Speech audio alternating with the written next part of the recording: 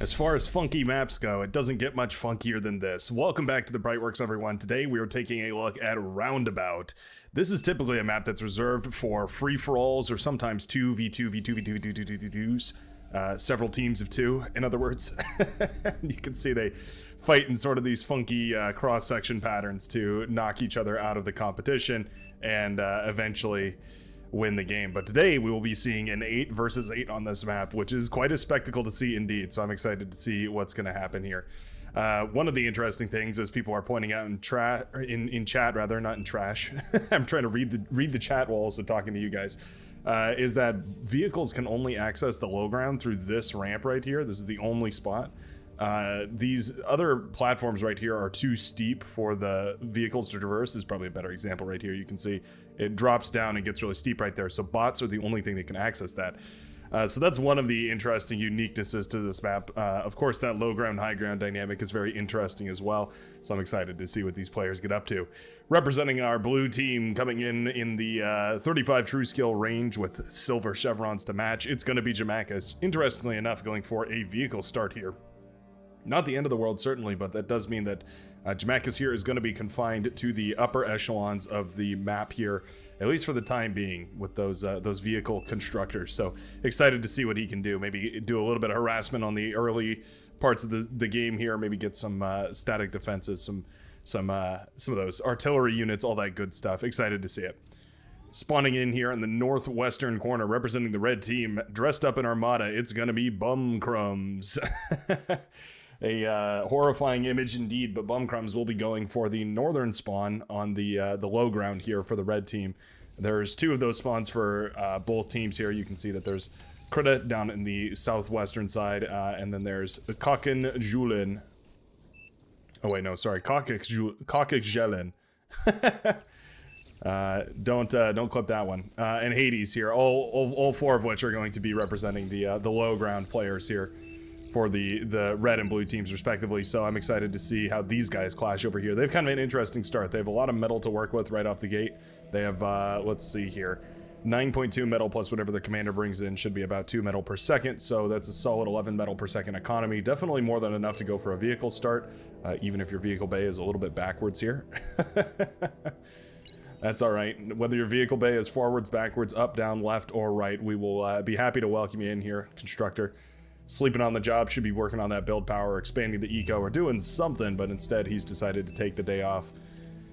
I love this map because it is definitely a high metal map, and those always get to the action real quick.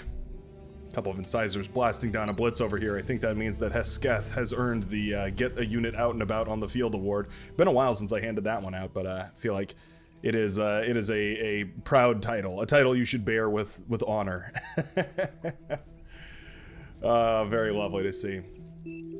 Oh, it looks like the blue team already had someone quit. I'm not sure exactly why here. 1, 2, 3, 4, 5, 6, 7. Yeah, somebody has already tapped out of the game. Not sure exactly which player that was. But yeah, somebody has already left. So there it was. McDuddle's teammate here has already tapped out of the game. So that's going to mean that McDuddle is going to have the entire middle of the map all to himself. Interesting to see. It's going to be, well, McDuddle's going to have his work cut out for him. I mean, I suppose these two are going to be contributing to mid as well, but they also have their own problems to deal with. So this should be pretty interesting to see. A couple of ticks have managed to sneak by over here, despite being blasted apart by the spawn's rapid-fire assault Gauss cannons mounted into each of its arms. It would be hard to love as a being with Gauss cannons mounted into your arms, I imagine. Going for hugs would be quite difficult. Anyways. Not sure where that random thought came from, but anyways. I like that this constructor is trying to get down to the low ground here, but it is not going to make it as this incisor catches it. Like I said, this ramp right here is the only spot where vehicles are able to cross, and so it was trying to take the path down there, but the green player did not have security over the center of the map.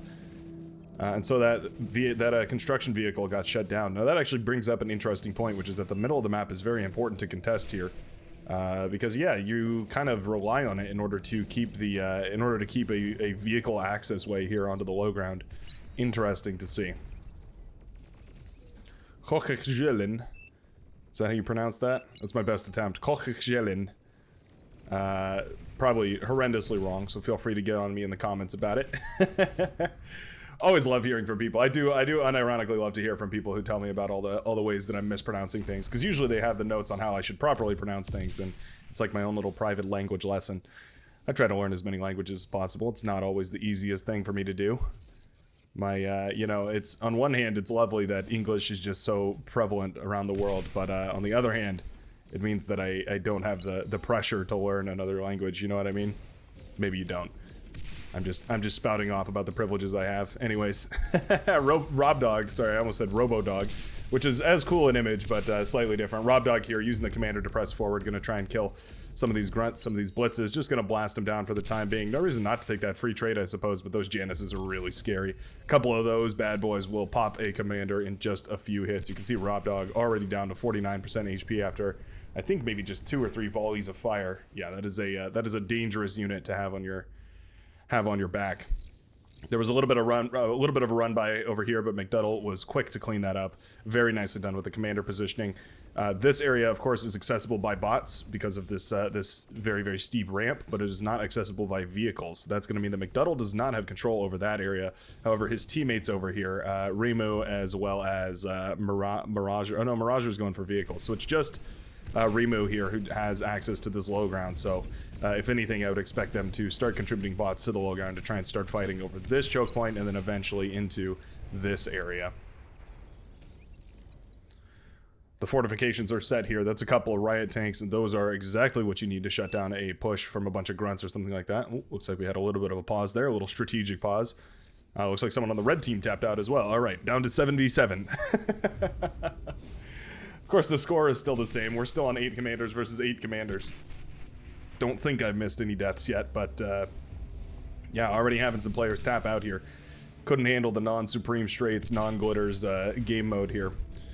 So this is nice. This is 3.1 metal extractors, and there's 3 of them, netting what I believe to be about 9.3 metal to whichever commander is able to control this area. Now, it's going to be really difficult to control all 3 of these, of course, but even just controlling one of them is a nice little economic boost, and so that's why I think this trade is probably still worthwhile for McDuddle, even though he is losing a lot of his blitzes and such over here. I think trading out these tanks in order to push the enemy back and keep control over the middle of the map, yeah, I think that's going to be well worth it, especially with these Januses coming in now. They're going to get an excellent trade against these rocket bots. Boom! The Janus missiles connect, and there goes half of that robot army, all disintegrated in a matter of seconds from those heavy warheads. What are those called? Dual missile launchers? Just heavy ground-to-ground dual missile launcher. I wonder if they had a fun name, impulse warhead launcher or something. I don't know. Sounds better in a commentator's voice when I say something cool like that. The rapid fire heavy assault Gauss cannon versus, you know, the plasma cannon. It's like it's when the coolness of sci-fi gets so commonplace, right? When everyone is using laser weaponry in Star Wars, you know, the term blaster is like the same as just somebody saying the word gun. You know, you like hold it with reverie, but also it's not like it's not sci-fi. It's just somebody that has a concealed carry license. Try and keep the same awe and spectacle in this game as well. Got to keep it fresh. Reclaim is right. I would love to see some res bots included in this composition here. Don't have any yet, but we do have a couple of bot players here. Rob Dog specifically and Smoke879, both of which playing bots, so they're going to be able to pump out a couple of those Lazarus in order to eat up a bunch of these tanks that are very, very rich in metal on the front lines here. Gunships are also an interesting decision here. Not what I would have expected, but I guess in big enough numbers they're going to be able to, at the very least, dissuade some of these rocket bots from pushing in here. But it's only going to take a couple of crossbows, the light anti-air units, the light anti-air bots, I should say, in order to, yeah, effectively turn off those gunships. Oh yeah, light anti-air towers will do the job too. Got to be very careful with those gunships. They're very powerful. They can definitely do quite a lot, but you have to be very careful with them. If you put them in the wrong spot at the wrong time, they can really take a beating. They're quite expensive too for a T1 unit. I mean, 135 metal, it doesn't seem like a lot, but early on in your economy, that's about 1/10 of the metal that you start with, and it's a significant amount of metal to put into a unit that can be relatively easily shot down here. As you can see, the light anti-air already putting in a number of damage on these guys. They're the way I like to think about the gunships is kind of you want to like have a target for them. You want to make gunships the same way you make bombers, in the sense that you want to pick a target and then use that target and effectively quantify whether the trade was worth it by whether you kill that target or not. A couple of rocket bots go down here. That's a decent trade, but there's already an agitator built by Kokakjelen, and he's going to just fortify up this area. I don't particularly mind that. That's kind of, you know, he's kind of assigned himself the task of locking down this area, and so if that's the way that he's going to do it, is with a bunch of medium artillery, he'll certainly be concretely held against T1. But as soon as those T2 artillery come out, especially those rocket trucks or the Mauser, the Quaker, any of those artillery units, yeah, you're going to start taking quite a beating from long range, and there's not going to be very much you can do about it. For the meantime, though, definitely shutting down a couple of these Wolverines as well as those Pounders. You definitely don't want those getting too close, because, well, we've all seen just how much damage they can do. Yeah, light gunship doing about 3% damage per volley. Not remarkable. It's subpar, I would even say. Artillery is the king of the middle of the map here, though. As you can see, these Janisses firing away, bursting down any of these light laser towers that get just a little too close here. A little bit of friendly fire there, not bad either.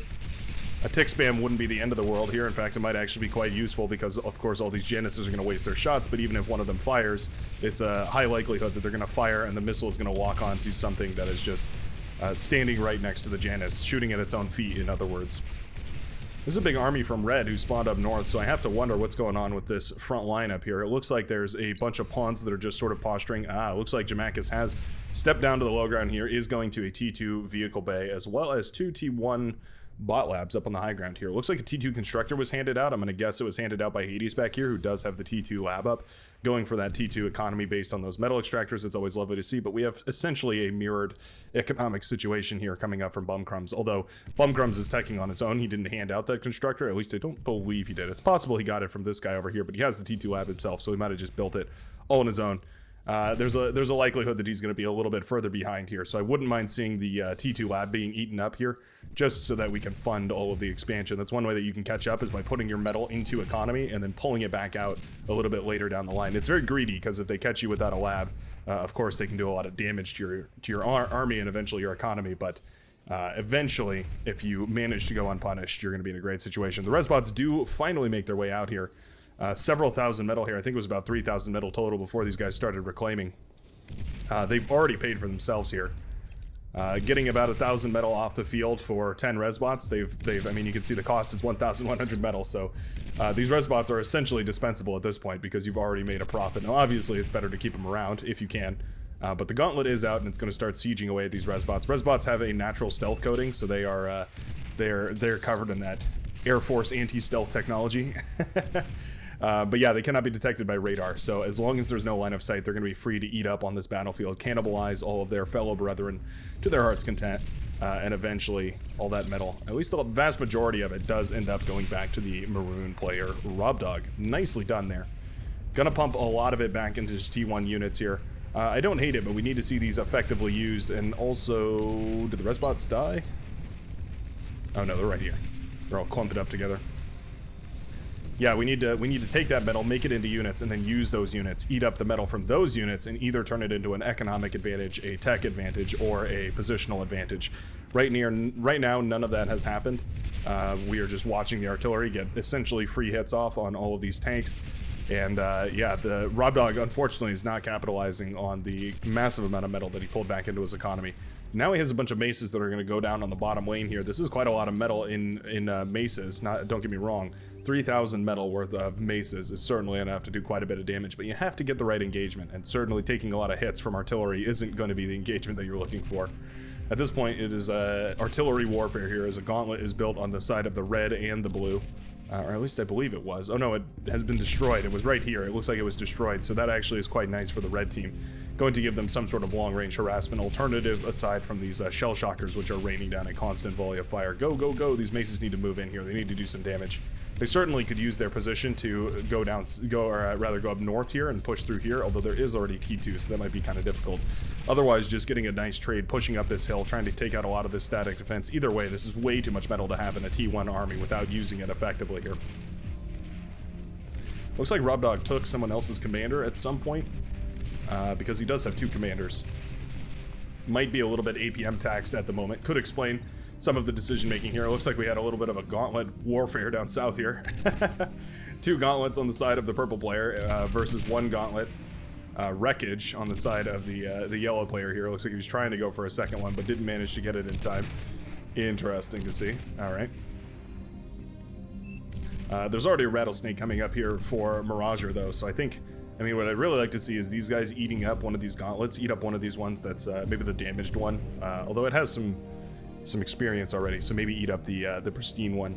But either way, eating it up so that you have the metal to fund the rattlesnake, because the rattlesnake is quite a bit better. It does quite a bit more damage, and it also has a little bit more range, so it's definitely the better of the 2 static defenses to go for. Obviously more expensive, but it's easier to get value out of it because it's that much more powerful. I was wondering when these are going to come out. Rocket bots. The rocket spiders, rather, they're very, very versatile. They're well, they're weird. They're kind of like a siege unit in the sense that sharpshooters trying to shoot at these ticks but missing. They're a siege unit in the sense that they have a massive range. You can see the range circle indicated here on the ground. It is a huge range of 600, which is even further than the Hound, I believe, or it might be slightly lower. I think the Hound is 650. Make me look smart. Yes, that's right. All right, 650 range for the Hound versus 600 for the Spider, essentially putting them very close together. Now it also has a line of sight of 440. I wonder how that stacks up against the Hound. Yeah, the Hound actually has a line of sight of 400, so effectively the Recluse can actually shoot further than the Hound, just based off of the fact that the Hound can't see out as far as the Recluse. So the Recluse would get the first shot, and if those rockets hit before the Hounds are able to fire, you're certainly going to be in a difficult position there. Mine Layer does get blasted to smithereens here by a bunch of sharpshooters. I really like the inclusion of these sharpshooters up on this cliff, actually. That is quite nice. Nice little choke point there, funneling those units through the open exposed gap, and that is going to very, very quickly shut down all of those pawns that we're thinking about pushing forward here. There's also some T2 that was blasted apart. I wonder how we saw the spider bots. Maybe they revealed themselves. Oh, it was probably the rockets. The rockets did go down and hit that mine layer, so that could explain it. A lot of gunslingers up here. This is a bloody battle. Wow. That's a warfare and a half right there. Hold on. Let me get right into the action here. Talk about general warfare. The maces dying in droves and swaths to try and keep this area, try and break this area. So much metal going down here. This is a really inefficient trade. Those poor plasma bots are trying to fire up hills, and it is just not working out for them. Gunslingers are out now too, and those gunslingers are going to allow for a nice engagement against these medium tanks. You can see artillery not exactly where you want them. I'd much rather see those behind the gunslingers, but still not going to be a terrible trade here. All we need to see after this is just a little bit of reclaim on the side of the green team, or the green player rather, and we're going to be in a fantastic position. If we activate our superior metal vision here. 1 second, let it load. It's got to sing. Oh no, I got to hit that button. There we go. 7.4 thousand metal. That's immense amounts of metal laying on the field there. Now this is really nice. The resbots are already getting to work eating all of that up. If the resbots on the side of the red team manage to claim this area for their own, that's going to be a massive victory in the hands of the red team. That's an economic lead that could certainly spiral directly into T3. It's enough to get at least a couple fusion reactors going, if not an advanced fusion reactor. And that should be more than enough, coupled with whatever economy you already have, in order to go all the way up to a T3 transition, at least an early T3 transition. Getting overexcited with my words here. We'll turn off the metal vision. Just remember that this is a massive eco deposit right there in the middle of the map that has to be claimed. Whichever team claims that is certainly going to have a much better time here. Oh, Rocketbot counterattack is launched already. Reimu has built up a nice little force of rocket spiders and is going to send them across the map, trying to counterattack what Blorthos is doing over here. As you can see, these rocket spiders also firing away, launching their long-range missile attacks up and over these cliffs. Rocket spiders were they were adjusted recently. They were updated so that their rocket attacks would sort of hover above the land. They would you can see them kind of adjusting their height so that they can fire over these hills, and thank goodness that they were updated, because yeah, they had a really hard time competing, because oftentimes they would just fire at themselves, and yeah, it was a mess. They would often cause a lot of friendly fire damage. The rockets wouldn't go along the path that you would think that they would travel on. They were kind of in a sorry state. But nowadays, you can see them kind of jumping up and down there. Nowadays, the rockets work much, much better. They travel in a much more consistent path and along a route that you would actually expect them to fire on. You can see the rockets kind of moving up and down. Does it look the most realistic? I don't know, maybe not. But I think it makes them much more playable from a game balance or a game development standpoint. It makes them much more tolerable to use and actually play with. So I would say I'm a big fan of that adjustment. So many shell shockers right there. Hold on, that's 30 shell shockers, 4,000 metal worth of army right there. Here's something that I don't think a lot of people consider, but you can always reclaim your own units. It's something that you don't often think about, but if you have a lot of T1 units sitting around and you're going up to T2, consider reclaiming them. It sounds weird at first, but if you think about it, it kind of makes sense. You really don't want to have that many inefficient units sitting around on the front lines. Massive damage, by the way, from these rocket spiders while I'm talking about this, but if you have 4,000 metal in T1 sitting around versus 4,000 metal in T2 sitting around, you're looking at a much more efficient army if you have the T2 rather than the T1. So, just food for thought. Consider first of all smashing that like button and subscribing and all that, but also consider eating up your T1 armies if there's just no engagement that you can trade them out effectively for. Rocket launchers here, rocket trucks. They're not missile trucks, they're rocket trucks. Easy to get those confused, but they are completely different things. Getting a nice little trade over here. That's exactly what you want on the front lines to blast down a whole lot of this static defense over here. Static defense, by the way, that it looks like our player Kokekelin has gone heavily into. We still have these agitators from the early game, the heavy laser towers, but now we're going into pit bulls. We've even got a tachyon accelerator. That is a heavy static defense. Not an easy line to break. Rocket bots are all over the map, and you can see their siege potential is massive just because they can fire away, especially at static structures. They fire and forget, and they can keep on moving too. They're a powerful force, and I think this map highlights that so splendidly. Anti-air was included in here somewhere. Missile trucks, that's what shot that down. I was going to say, these bombers melted pretty quickly. There's got to be some sort of anti-air.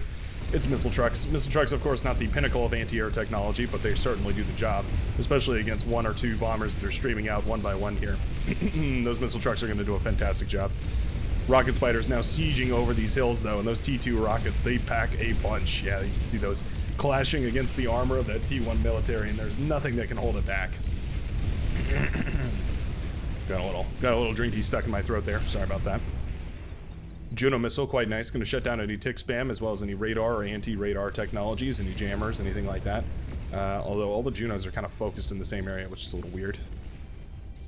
I feel like we should...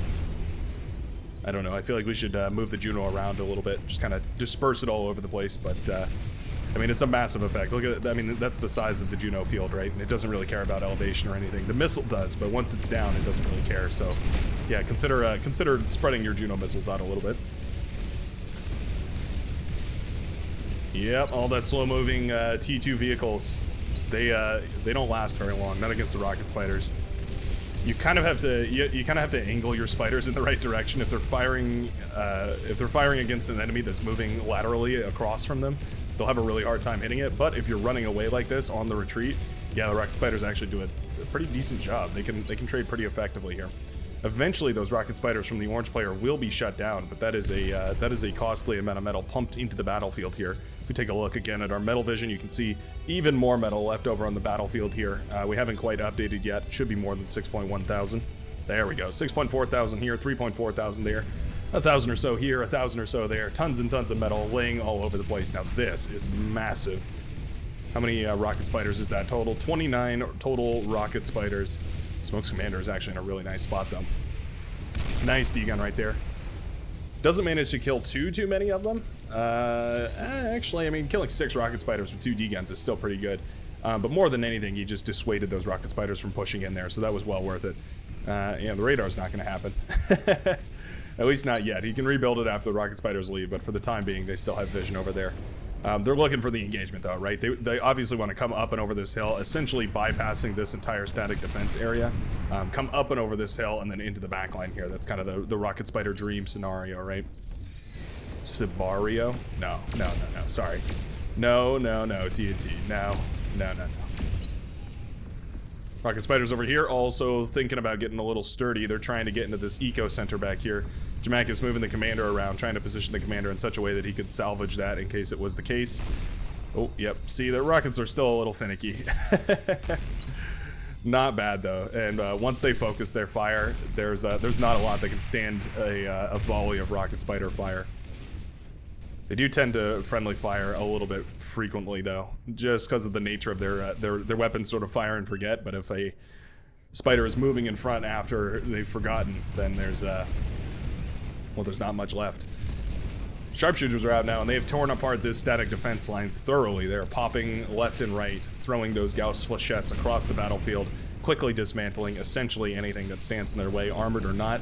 Doesn't matter. You punch a 3-foot hole through the center of anything, it hardly ever manages to resist functioning or resist ceasing function. There we go.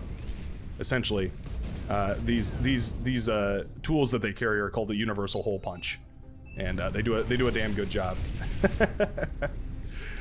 That is a symbol. I have no idea what it means. Looks like a Cyclops. Let's go with the Cyclops there. Marking out the rocket bots, or the rocket spiders rather, with those Cyclops indicators here. Rocket spiders did finally find their engagement angle over on this side. Looks like they took down a commander over on this side. Looks like they killed Smoke 879's commander here. Termites are the Cortex equivalent to the rocket bot, although equivalent I would not say. They're the Cortex counterpart, would probably be a more accurate summation. They're a little bit tankier, they're a little bit stronger. They have a heat ray instead of a rocket beam, and I'm a fan of the rockets a little more so than the heat lasers, but certainly they do a decent enough job. Sprinters are the weapon of choice here. That's kind of interesting. They're a more expensive version of the pawn, so it's a little bit interesting to see those used as a spam unit. They're quite a bit more expensive, so coming in at a whopping 190 metal versus the pawn's like 50, I want to say, 48. Yeah, it's a bit more of an investment, and for the effect that they're getting, I'm not sure that it's quite worth it. Maybe just a couple more pawn spams. I mean, effectively, you're paying 3 times the price of a pawn, so you probably could just get 3 times as many pawns, right? That's kind of what we're going for here anyway, so maybe that would work a little bit better here. Sheldon getting a decent trade as well, but of course that Rattlesnake and those gauntlets from the early game are also going to contribute greatly to holding this area down. That Rattlesnake can actually fire away pretty far here. It's got a decent field of fire well out into this area. Yeah, I think the positioning on that is actually quite nice. Would love to see these gauntlets, by the way, targeting this commander wreckage, although I guess they can't really hit it. Maybe the Rattlesnake, though, could hit it, just to make sure that we blow up that commander wreckage, reduce it to rubble so that it cannot be reclaimed. Oh, okay, we've already got a Thor pumped out here. I was going to say, we've got a lot of tech in the backline here. It looks like Hades 9-12 has gone for quite a few advanced fusion reactors, and Jamakis is right there with him, going up to a 5th fusion reactor. Still producing, though. He does have quite a few T1 labs queued up, as well as the T2 lab available should he need it. Pop-up Pitbull, not bad.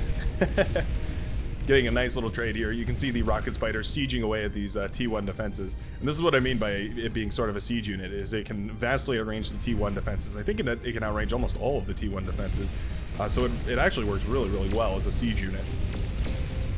For your consideration, next time you're reaching for the hound button and instead you see that little rocket spider staring at you with hope in its eyes. I'm a big fan of spiders. I really think they're one of the most interesting arachnopods on the universe. Don't get on my ass for calling them arachnopods. I just think they're neat. Tilda Marge Simpson. Feel free to make that meme. That'd be pretty funny. Oh, commander retreating off the front line goes down right next to all the static defense. That hurts quite a lot. Tactical nuke launcher was built here. I guess it was being used to siege down a lot of these frontline defenses, but it will be used to shut down all those Sheldons. At the very least, buying Krita a little bit more time down here. But Krita is barely on T2. Doesn't even really have a T2 economy. Has the metal extractors, but that's functionally it. Doesn't have any fusions. Doesn't have hardly any energy converters. Just those T1 energy converters. But despite that, has tons and tons of metal. Definitely needs more build power here. Actually, now that I'm looking at it, yeah, Krita could definitely do with quite a bit more build power. A couple of banishers mixed into the composition.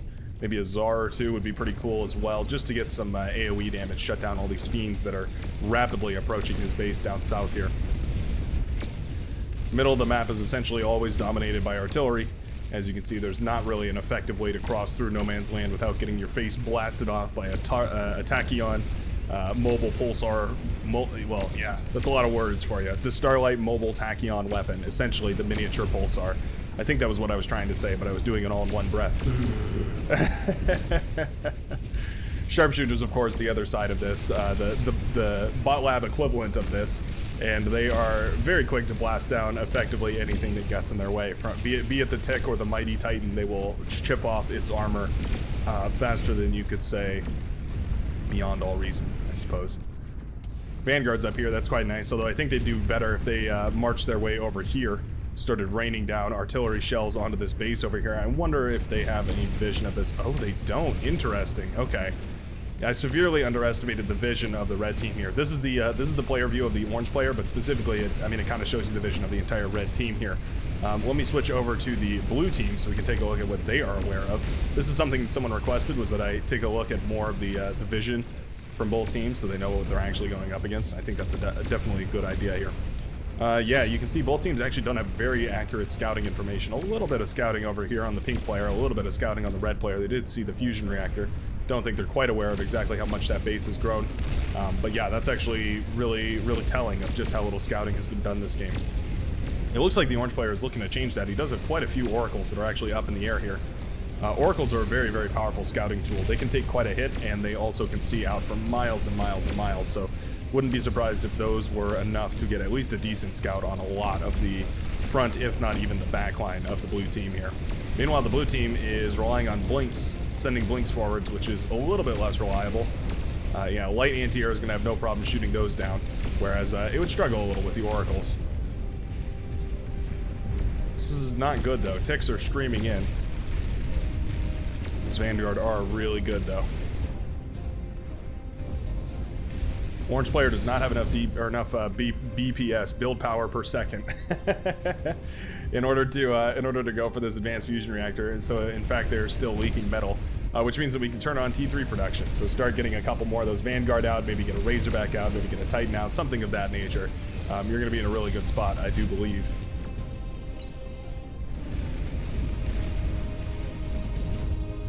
Looks like Razorbacks have been stored up in the backline here by Hades 9312, who is going to go for some sort of a push. Rocket bots are going to be clashing with termites over here as they climb up this wall and meet their fatal opponent.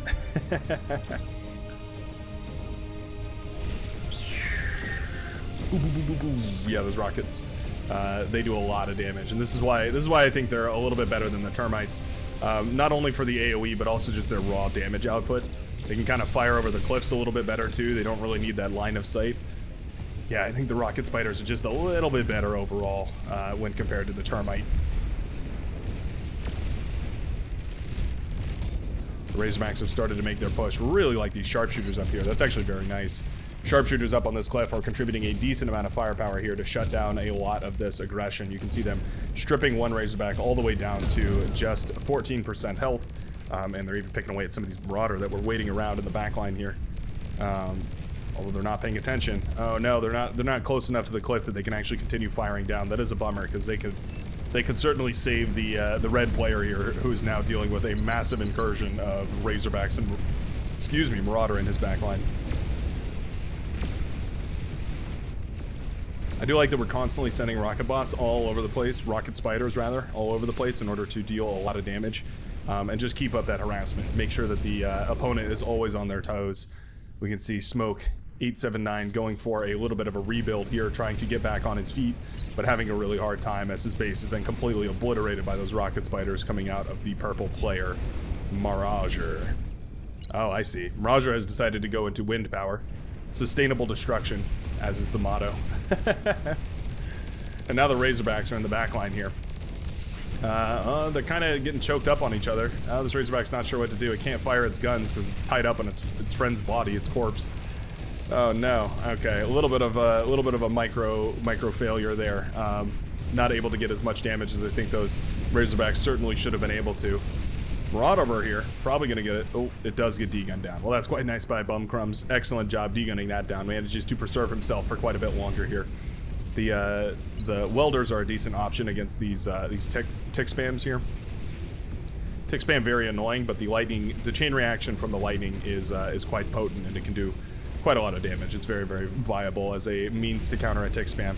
Of course, a Juno missile or 4 could certainly do a similar effect, but it would be a little bit more costly to invest in that. And of course, you have to also let it charge, and you never know how long that's going to take. So, you know, that's always a gamble.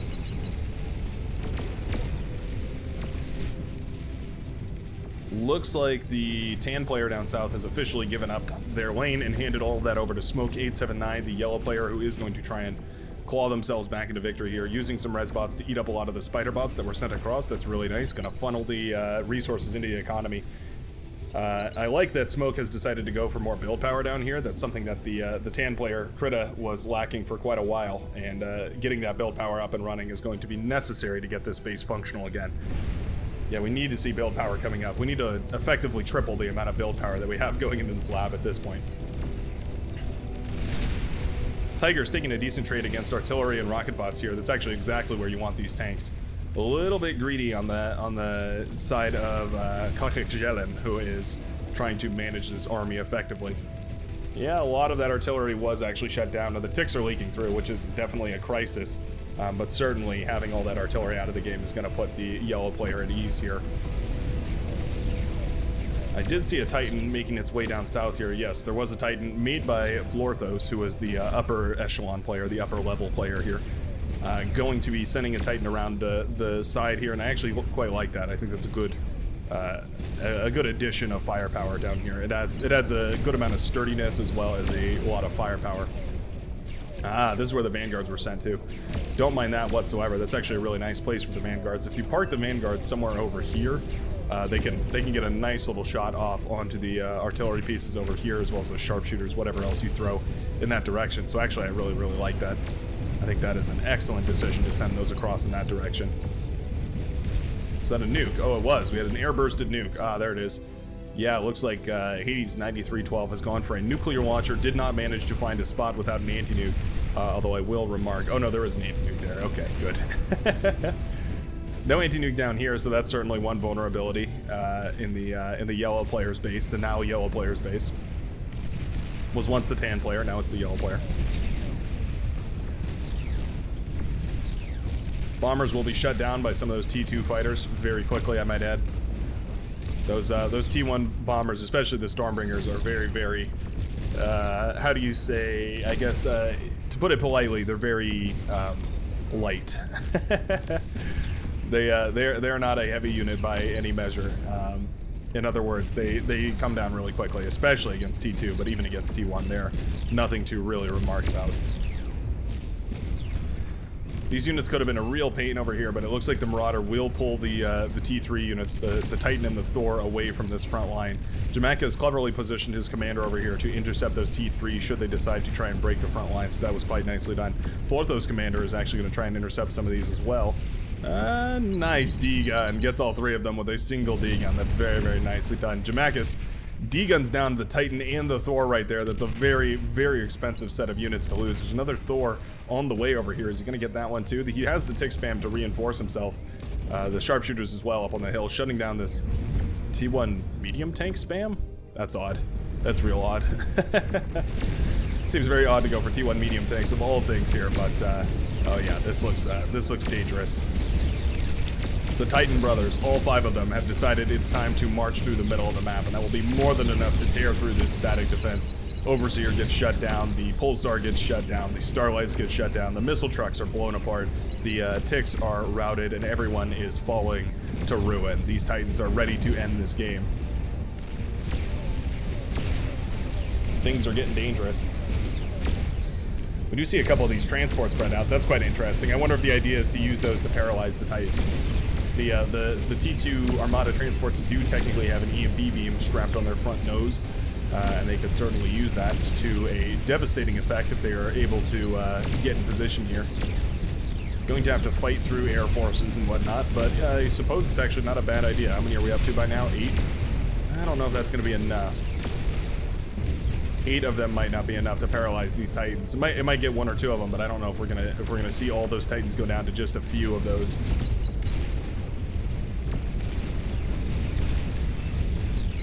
Another big Razorback push up here, but there is T2 infantry in the way. Not a perfect trade for those welders, but certainly as good as it's going to get. However, the resurrected T3 is going to be more than enough to hold on up here, at least in time for the Titans to get underway. Okay, yeah, it looks like the transports are going to start paralyzing here. They do manage to get one of them, so that's quite nice. Can we get any more is the question. We're kind of hyper-focused on that one. I think we need to pick our targets here. Choose Titan after Titan to go for. Try and paralyze them, maybe from the front back. Might be the most efficient way of doing this here. Looks like we're a little unfocused. Probably trying to micro over here as well as get those transports underway. It's a very difficult dance to micromanage, but the Titans have already managed to make it into the base, and this is looking bad. Titans have started firing away. I think they've already seen the economy centers here. We can see that Hades can indeed see that fusion reactor. He's going to start firing at it. Oh, the tachyon beams bring it real low. 8%, and there goes the missile. Boom. Overkill. There goes the base. Finally, the Titan is paralyzed, but it's much, much too late for those Titans, and they will bring down the orange player, Lorthos. Very, very nicely done. Those Titans getting exactly the effect that they needed here. That's going to shut down one of the big key T3 players here for the red team, and with that, I think things are going to start to crumble. Quite nice to resurrect this T3 and send it back in the enemy's face here by Bum Crumbs. That's definitely an excellent move there. Really, really like to see it, but now these Titans are headed towards his base, and he's going to have to deal with aggression on multiple fronts from multiple T3 units, and that is never a fun thing to see. This front was secured nicely. We did eventually get some Czars out, so that's quite nice. Gonna hail away some of that heavy firepower that can shut down even some of the sturdiest units that you can field in the T1 era and even into the T2. Oh, nuke was launched. Looks like it found its target. It's going to go after Smoke's base over here. No anti-nuke was built in this corner of the map, and that is going to be all she wrote for the yellow player's remaining facilities. He's got a couple of butlers with the T2 constructor, and that's about it as far as construction goes. The Titans are now in the base. Anti-nuke missile was launched just before those Titans did fire away at the facilities, but it looks like with that, the red team has decided to call it. The blue team taking a decisive victory across the middle of the map and then up through the north, down through the south, and all around on Knockout version 1.5. What an epic match. Really, really love watching these fun, unique, random maps here. It really shakes things up from the norm on all that glitters in Supreme Straits, and I sure hope you enjoyed as well. Like I said earlier, don't forget about that like button, that subscribe button. You can always turn the little bell icon to the mute sound in case you're one of those people like me who doesn't enjoy constant notifications popping up, because I do happen to post at least once a day, so I'm happy to have you here. Anyways, thanks a ton for watching, and I will see you in the very next video. Peace out, folks.